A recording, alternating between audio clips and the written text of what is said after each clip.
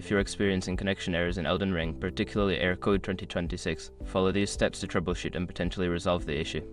Step 1. Check server status. Visit the official Elden Ring Outbound and Namco website to check if the game's servers are down for maintenance or experiencing issues. If the servers are down, you will need to wait until they are back online. Step 2. Restart your game. Close Elden Ring completely and restart it. This can help refresh your connection and may resolve temporary glitches that cause connection errors. Step 3. Test your internet connection. Ensure your internet connection is stable. You can do this by running a speed test or trying to connect to other online services. If your connection is weak, consider resetting your router or connecting via a wired connection.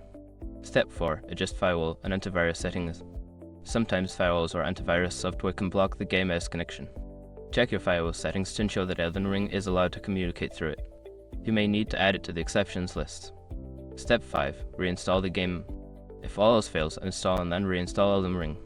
This can fix corrupted files that may be causing connection issues. Make sure to back up your saved data if necessary. By following these steps, you should be able to troubleshoot and resolve connection errors in Elden Ring. If problems persist, consider reaching out to customer support for further assistance.